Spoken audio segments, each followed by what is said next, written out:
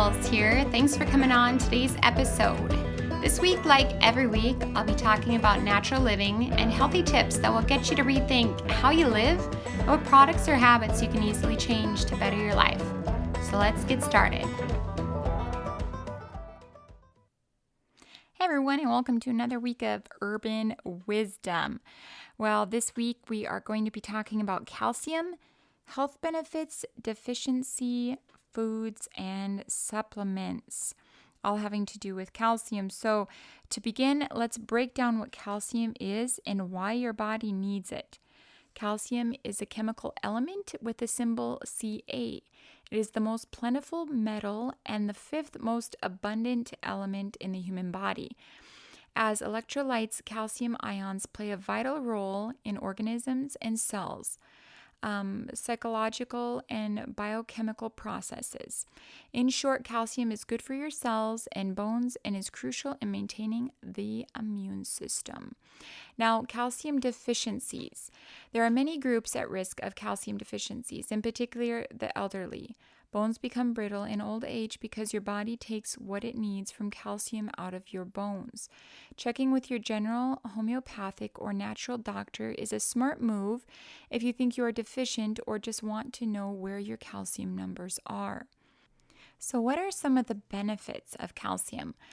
When your calcium numbers are in good shape, that helps your body ward off destructive diseases, and it also keeps certain organs healthy. For instance, it helps prevent osteoporosis and helps to treat the condition once symptoms manifest.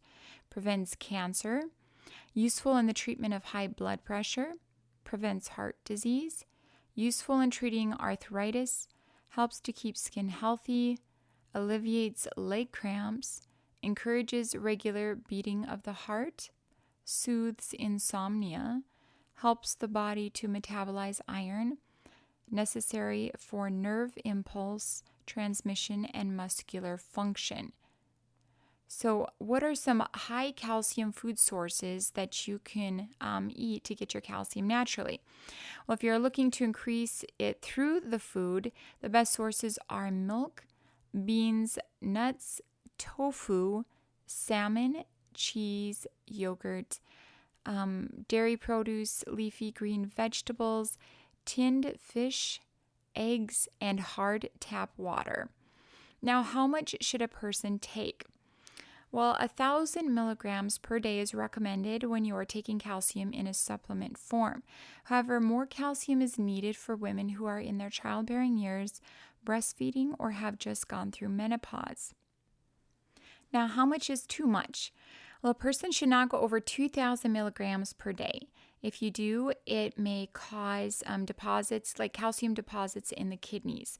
However, this is not likely unless you are also taking vitamin D, as excess calcium excretes itself through the body. Now, there are multiple cases where people become deficient, so don't assume if you are elderly or if you're not elderly, you don't need to know what your calcium numbers look like. Besides calcium, it is important to know what all of your vitamin levels are, as deficiencies in any of them can cause major problems and side effects inside and outside of your body. You guys, I am a perfect example of this. I was having issues in one area, and it was recommended by my homeopathic doctor that we just check all of the numbers just to see, because sometimes when you're deficient, vitamin deficient in one area, it can of course, move over into another area. And that was the case with mine.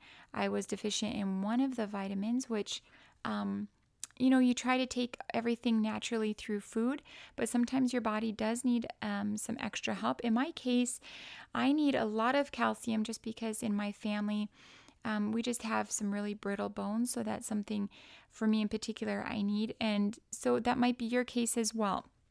The main goal is that you and your health, you know what your overall health is. So you want to investigate and keep your body and mind on track. And you guys, whenever you go and get your labs done, if you're going to a main doctor, or I should say a traditional doctor, you need to ask. So you can't just go in there and say, hey, I think I need to get my blood tested. For this, you need to be specific and say, hey, I would like to get my blood tested for my calcium levels, vitamin D. You need to have a list or they will not run them. I know this because I've done it before. So you want to be very specific. If you're going to a naturopathic or homeopathic doctor, it's also wise just to know exactly what you need. Don't always rely on a doctor to assume that you need labs or something done. Do a little research for yourself so that you can keep your body in top shape. Well, you guys, I love you. Until next time, stay healthy and free.